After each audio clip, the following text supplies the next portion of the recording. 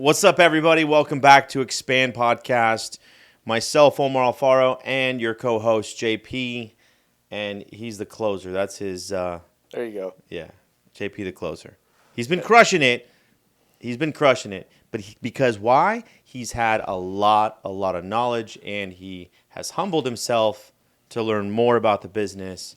And people would wish they'd be in his shoes to be around me for the last 5 years, bro. So you took advantage of it. Props Heck to you. yeah. No, and to add to that, I think we could go right into it.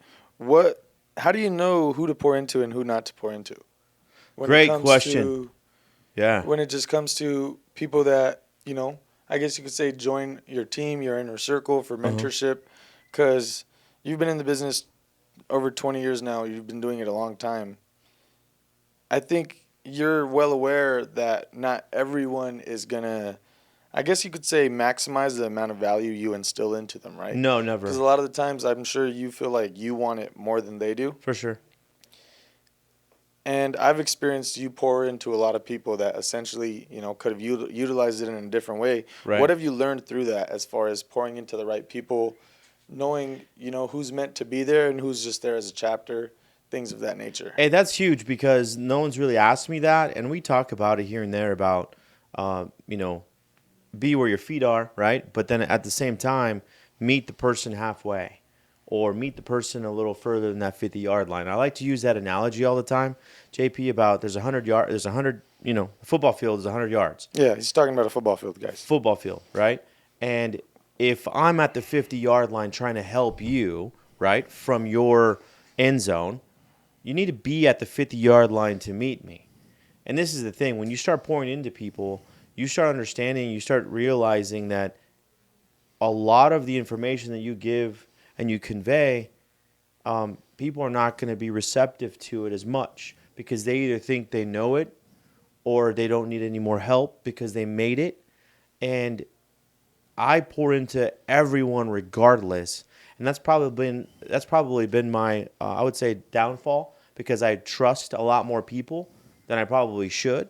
And I've realized that, you know what, I did leave some type of impression on someone, but the real people that stick around, like yourself included, because you've been with me since day one, before you even a real estate guy, but you met me at like the 80, and I was already on the 50, but it's like you wanted more and more and more and more because you understood that, hey, if you could cut the curve with learning something about this industry, then why not? It's just a little bit more effort. But the thing is, you had quick success too, initially, but that didn't define you at all. So I guess to answer your question is that, it's all a risk. You never really know. You don't know.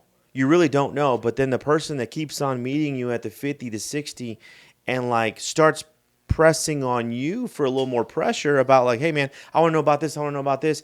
And how many times we have this conversation where I push you because I know I can see more out of you, but you also do the same for me. And it's like, then I know that if I pour into you, I will pour into you some more and some more. So then you're now understanding what I've learned the last, 15, 18, 20 years into you. So the way I see it, it's like almost like intimate relationships. If everyone knew it wasn't going to work out, they wouldn't get with that person anyway. Right. So you just never know. I think the only way to know is by doing it and finding out.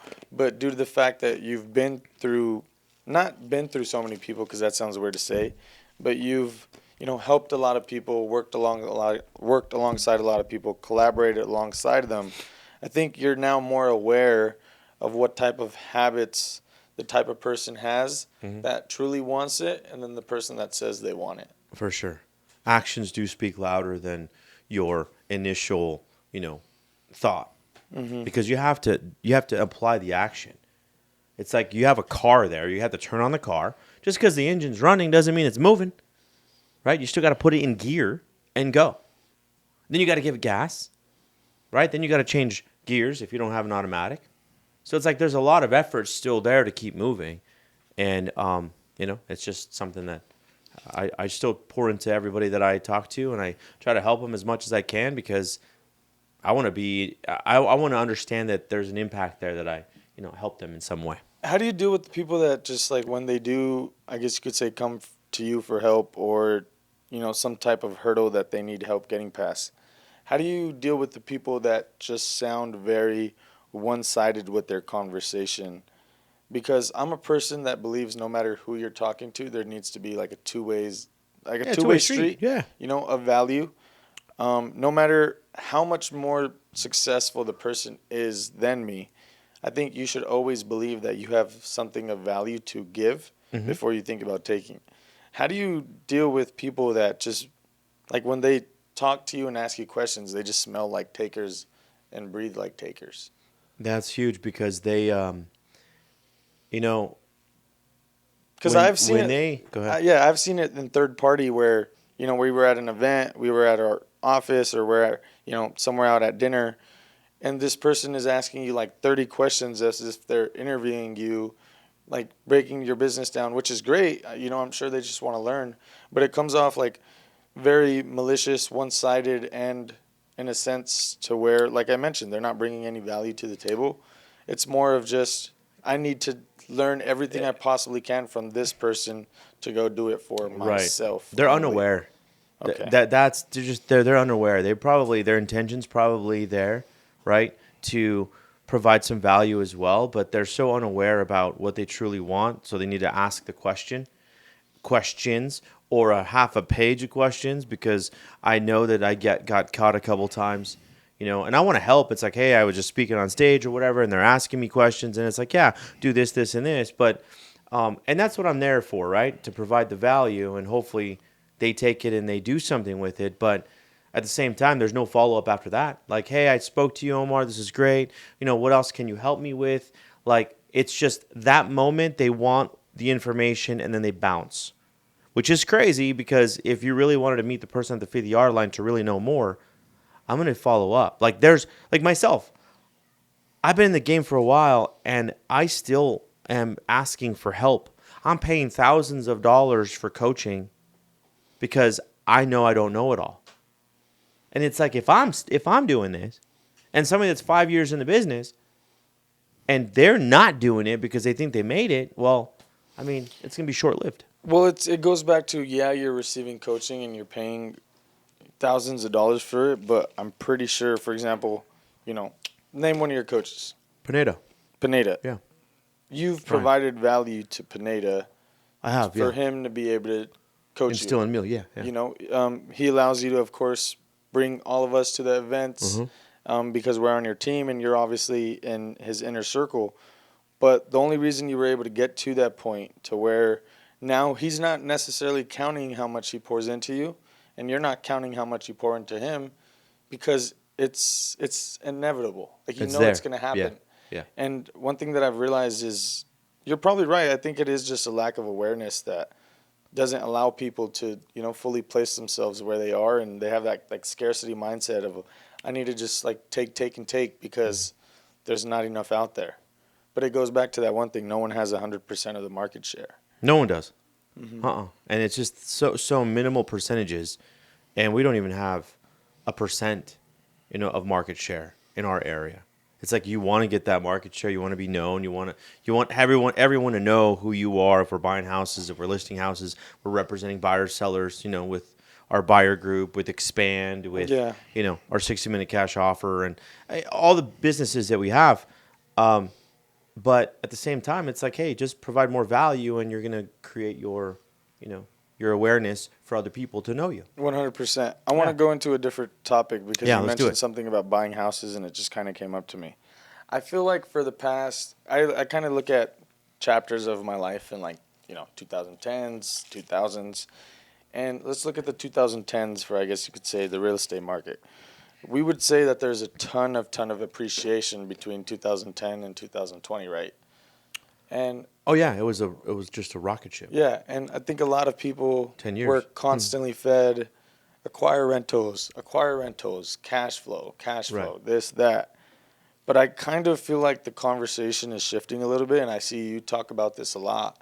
Is what is that $200 a month in cash flow doing for you when you can possibly sell that property make anywhere between $50,000 to $80,000, and go turn that $80,000 into $200,000. Correct. Talk about that a little bit, because I know you're kind of in transition to still keeping a lot of your rentals, For right? sure. Yeah. But you're kind of getting rid of the ones that aren't cash flowing a substantial amount, because there's so much money just sitting there that you can go pour somewhere else, right? Correct. Yeah. Because it's crazy, because this is the thing. It's like when you first start off, and I'll share with you guys that process. It's like you're an agent, right? You represent a bunch of buyers. You're creating a lot of cash or creating a lot of commissions.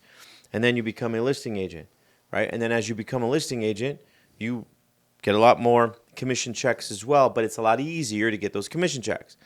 Then you start understanding, like, hey, I can start flipping these houses. I can start buying the houses at the appointments. And doing that, now you're sitting in a different spot. Now, instead of an $8, $9, $10,000 commission check, you're making 20 or 30 or 40K. And this is the one thing that I realized early on, is that we, I wasn't making a lot of money until I started flipping houses, right? And I wasn't thinking about keeping no rentals, none, right, initially. But then as I started acquiring more capital, because I was broke, then I started saying, all right, I'm going to buy this house. And I had a specific time frame that I bought houses, okay? I bought them for $50,000, $60,000, JP, and I still own them today, which is insane. But that small period of time from 2009, 10, 11, and 12, I mean, we're never going to see that again. And nowadays, because back then social media was barely taking off, and now it's definitely not what it was back then, what it is now. Everybody is on social. Everybody wants a rental property. Everybody wants cash flow, and they want to BRRRR. They want to cash out refinance. They want to do all the DSCR loans and stuff, which is great. But I will tell you, in the very beginning of your career, don't focus on buying rentals. Focus on buying cheap, fixing it up, creating a profit, and allowing yourself this profit margin to move your needle forward. So now that person has ditched the $200-$300 in cash flow. Okay. They made that 60, 80 grand. Okay. Now at that point, because this is just a question I have, do I go diversify that 60, 80 grand between marketing just to do more deals, or is it just flipping a property? Because me personally, I don't think I ever want to flip a house. And the idea behind that is, of course, we participate in flips. We do flips as teams. And I would, for example, you have a great operation in place. I would participate in some of those. But as far as me doing flips myself, that's just something that I don't find attractive at all. Are the profits amazing? Yes, because there's been times where, you've made over six figures on a flip.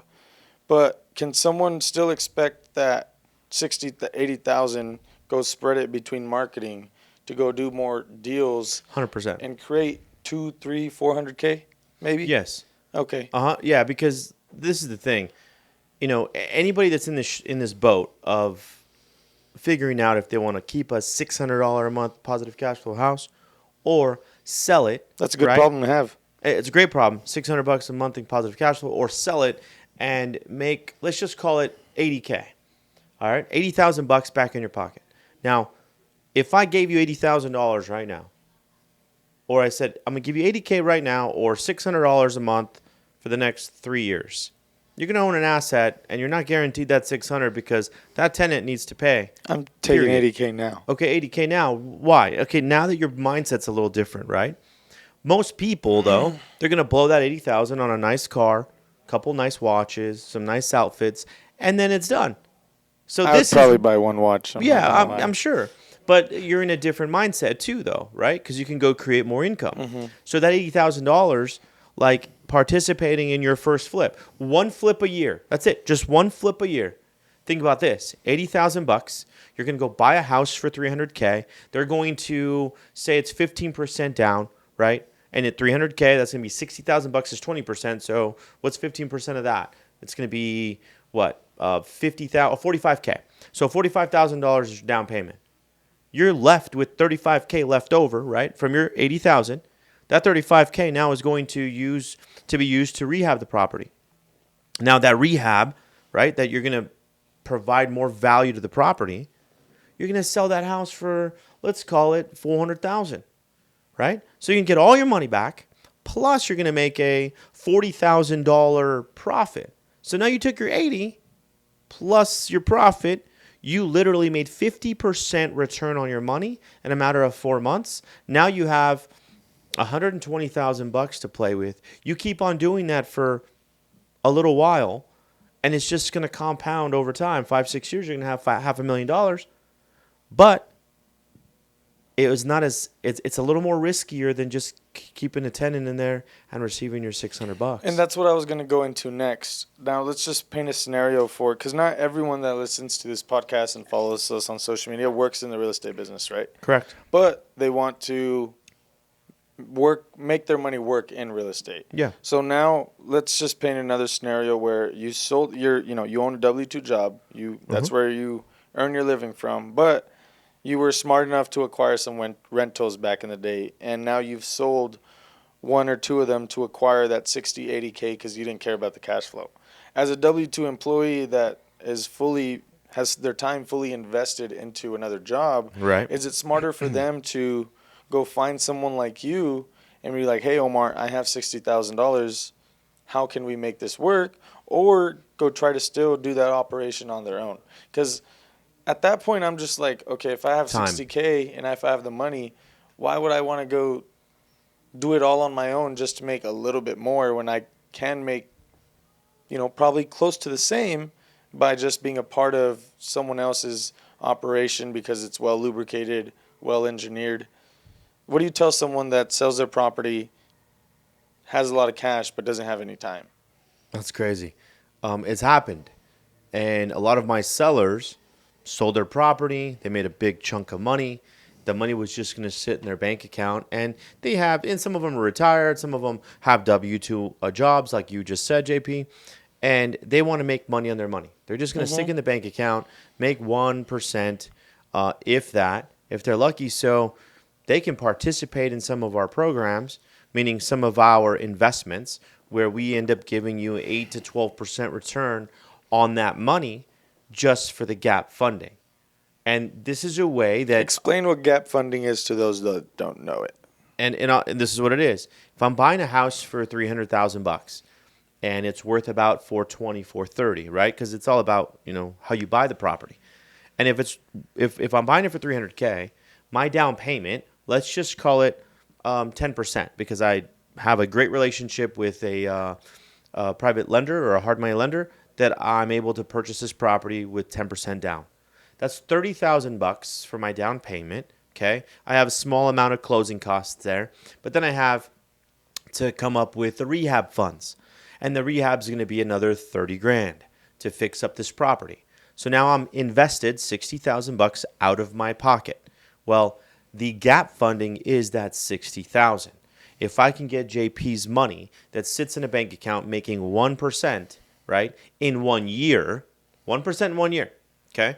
If I can tell JP, as an example, he's a seller, he has some extra cash, he sold the property, whatever, however he acquired his capital, I say, JP, you can participate in this flip. You're going to be a second deed of trust holder on this property. So when I turn around and sell it, the first gets paid, you get paid, plus your interest. I'm going to offer you 10% interest on your $60,000. And what that means is you're going to make $6,000 for the interest on that $60K. So $6,000 divided by 12, that's going to give you your monthly interest income that you're going to be receiving on that $60,000.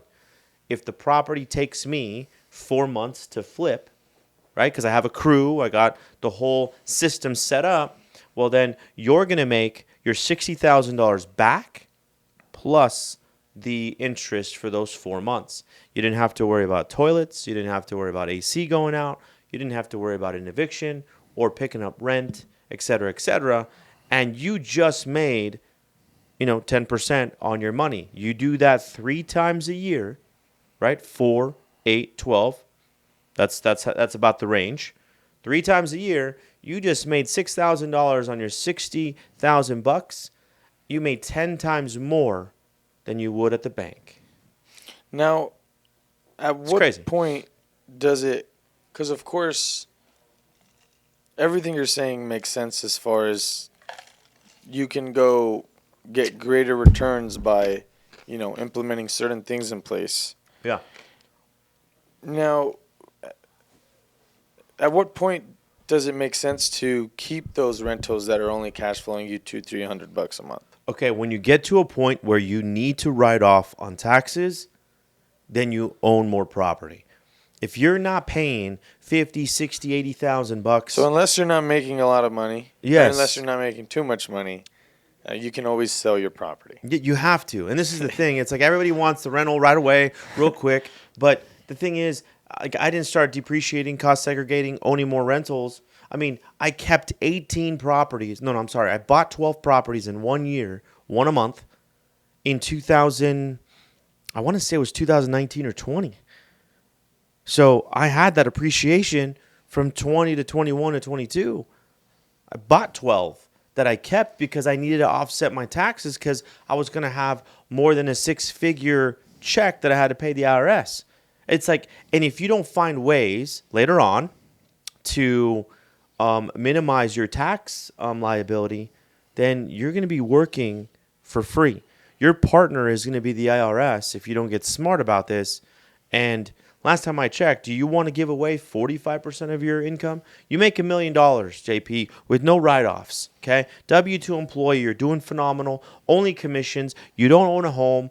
You just have a car payment. You have an apartment, or you rent, okay? You can write off a small percentage of that rent, right? But check this out. You don't have no properties to offset. You know what your payment to the IRS is going to be? 400 or 500K. $400,000. Yep. I think it's like 47%.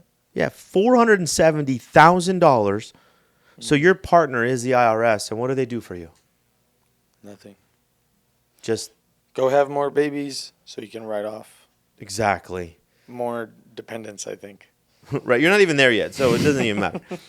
You don't need the dependent write-off. That's nuts. Okay. But it's crazy because that's the thing. It's like we don't know until we get through it. And one thing that I've kind of like get from this is that like every level of, I guess you could say, success or real estate industry or tax bracket, there's a different strategy on how you can best utilize your money, Yeah. right? Because someone like me that makes 150, 200K a year is not going to be able to best utilize their money the same way someone that makes $1 million a year. No.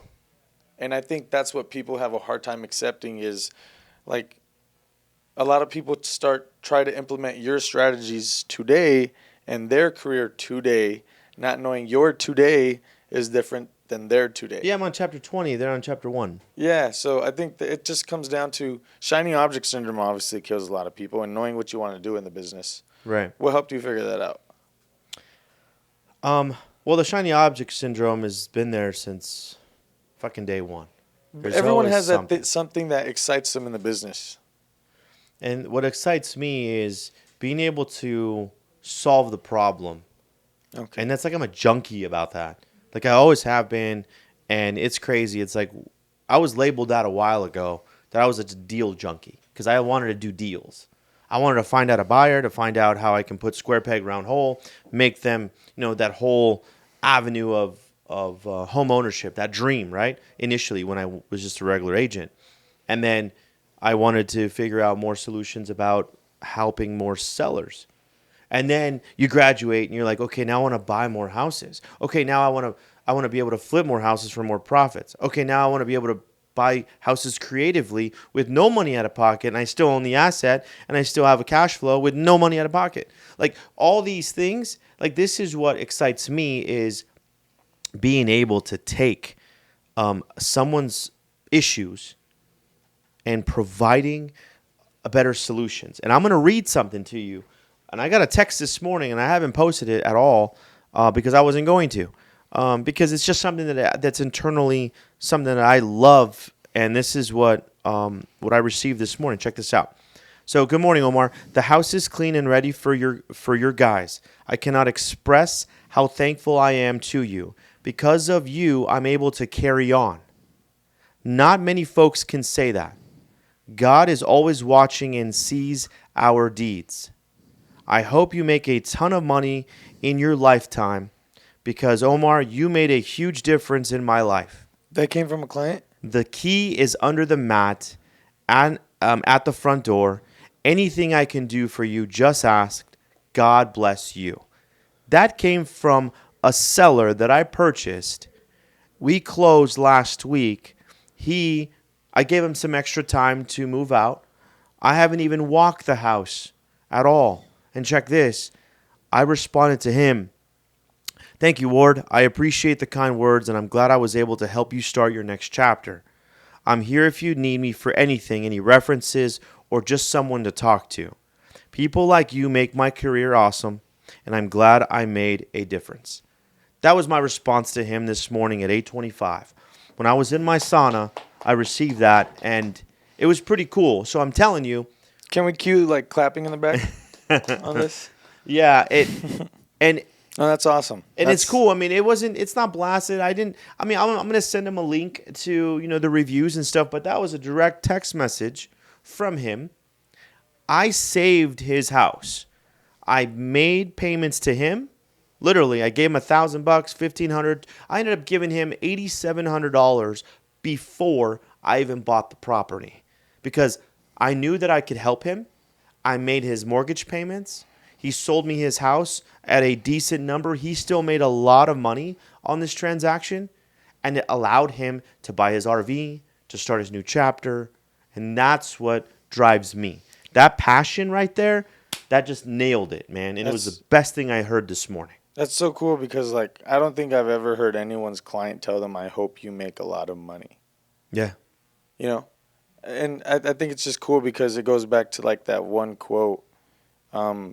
Money is a reward of service rendered. For sure. And, you've clearly made a lot of money in your career due to the fact that you've served a lot of people. That's the difference. Not just Serving. clients, not just agents. No. Of course, People. family as well, friends. Family, people, agents, and I've never said this publicly, but like when I wanted to join a very, very expensive mastermind, I came to you. You did. And asked you for a check that was like 5 figures, and you cut the check in less than like a minute.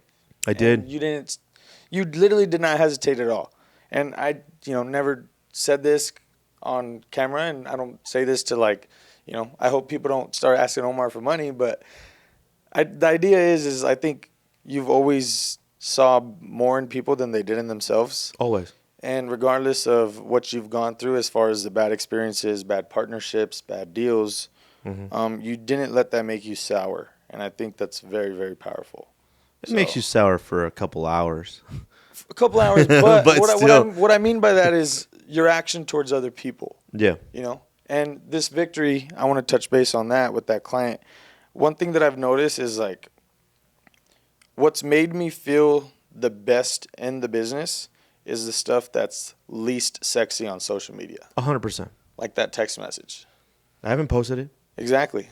And even if you did post it, you'd probably get like, oh my God, Omar, that's so cool. Probably one response. Yeah, and it doesn't matter. It's more for like, But hey, you get it though. It's just yeah. like the things that truly, truly matter in this world are not highlighted by social media. No.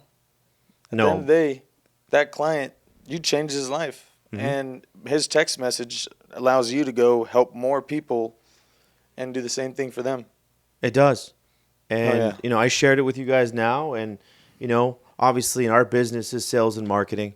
It really is. But before sales and marketing, there's people. There's people.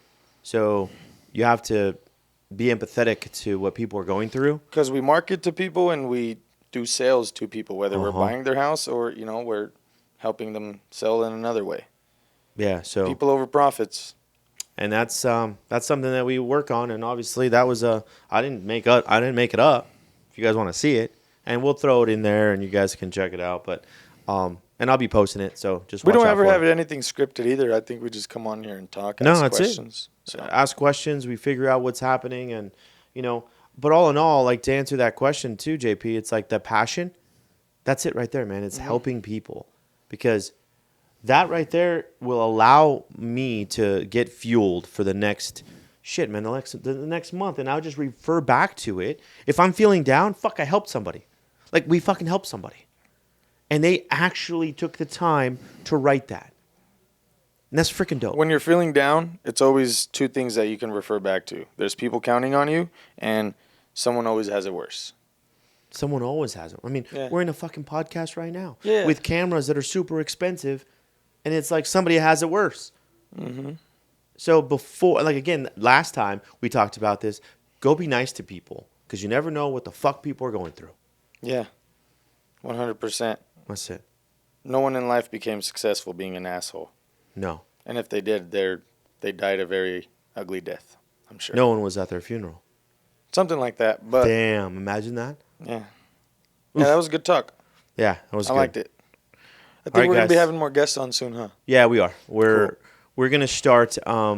Actually, yeah, I'm gonna be posting something later to to ask people to come on that are in different industries and such. So I'll be needing your guys' help to share it and to let people know that we like to interview other business owners, other people in different industries, because I want to be able to provide more. We want to be able to provide more value. And right? I want to learn from another business Yeah. owner as well. And there's a reason this podcast is called Expand, because you're going to expand your knowledge about other businesses, about other opportunities out there, other avenues to create some income and wealth for you and the family. So, and I appreciate you guys joining in. Make sure you click that link, subscribe to our podcast, and until we do this again next week. Take care. Come here. Take care, guys. Let's go. Hell yeah.